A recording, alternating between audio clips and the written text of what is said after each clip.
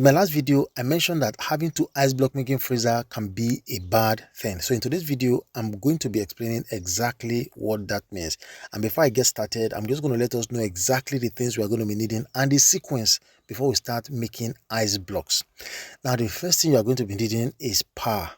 If you don't have power for this business, you don't want to start right away, unless maybe you just want to experiment, you have money, you just want to get the freezer.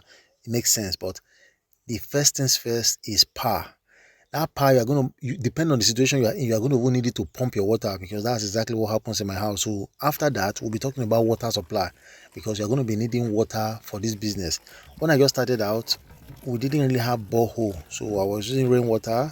Thank God it's aluminum roof I had, so the water settles and it's very okay. You make your ice block with it. And of course, I also had to go and fetch in my neighbor's place, which was very stressful. So these are things you want to make sure you put in place before you start your ice block making. Power, number one. Number two, water supply. Then of course, you need a storage deep freezer. Very important. So most people generally have a freezer that they can manage. So you can manage the freezer you have at home, depending on the size. But if you know it's very small, you want to try and get something. Then before we start talking about the ice block making freezer, now there's a big demarcation between making ice block with your ice block making freezer and your deep freezer. So when I say ice block freezer, just know that it's a different thing. It was the time I attempted to make ice block with my deep freezer, normal deep freezer, and it was let's just leave that for another video. I'm going to explain to us, and maybe if possible make a video on that so that you see how stressful it is. You don't want to go that route if you are starting this business. That's not what we're talking about today.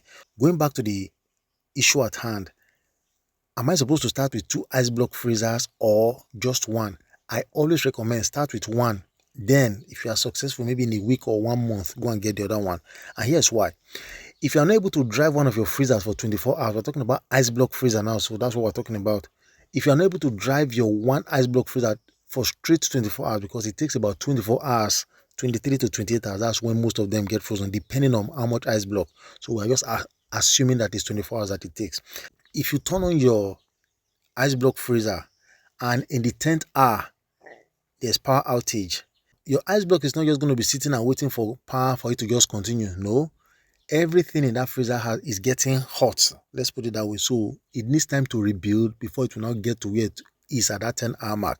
So let's say you have power outage for 1 hour, you are going to need almost 1 hour for it to rebuild. So what has happened? You have lost 2 hours and you are going to now use extra energy to rebuild. Are you seeing it? So that's why if you have one freezer, you need to make sure that you're able to drive it 24 hours before you start adding other freezers. Don't just rush to say if you have money, you want to buy 5 freezers. No, focus on having the power that you will use to carry it through. So what that means is that if you are gunning for 24 hours to produce ice block, that's to harvest, and at the end of the day, in the 10th hour, you now lose power. If you lose power for 1 hour, that means you need about 1 hour to rebuild. So if you add everything together, 2 hours extra is what you are going to need to harvest, so which will give us 26 hours.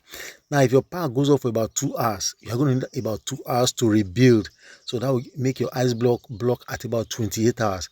So if you keep doing the math, if it goes off for 3 hours, you're going to need approximately 3 hours. It's not usually up to rebuild, and it depends on the freezer that you are using. So that way you are not going to be using about 30 hours to make your ice block, where you're supposed to use 24 hours to produce your ice block. So I hope this is very clear, because if you miss this step, you are just going, let us produce, there's no power, and your ice block sits there.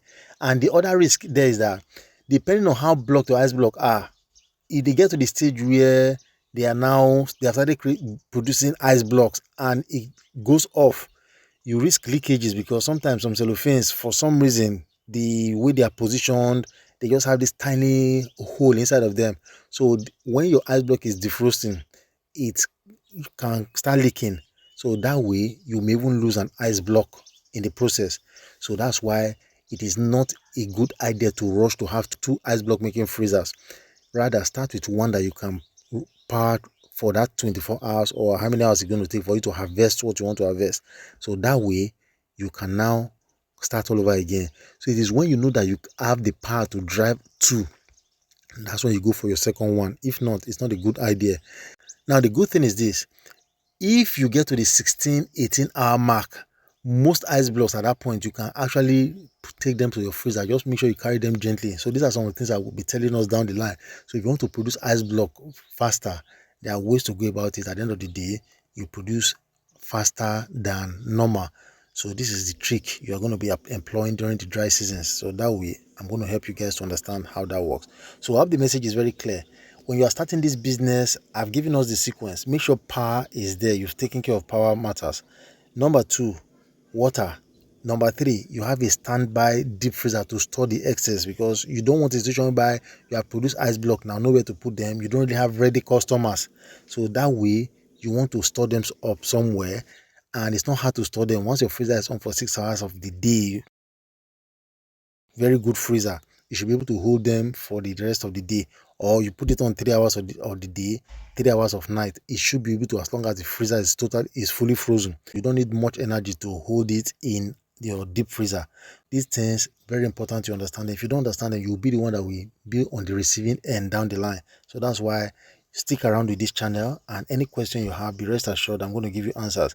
Then as for having locally made freezer, don't start with locally made. I'll be reminding us on that as much as possible, because they draw a lot of energy and sometimes they have their own issues. The warranty that comes with them, depending on who is making it for you, a lot of issues can easily come up down the line with that kind of system.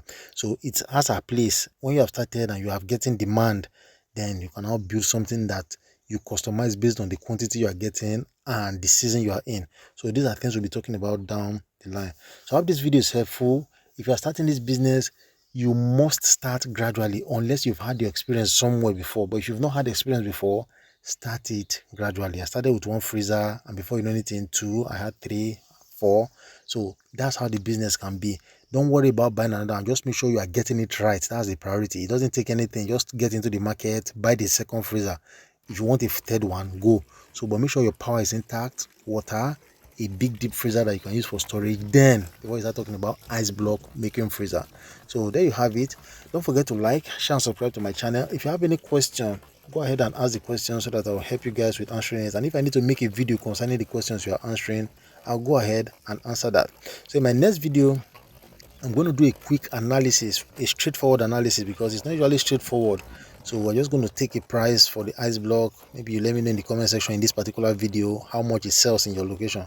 So we use it to do the little math on your break-even point and everything. So I'm just going to rush through that video more like off of my head.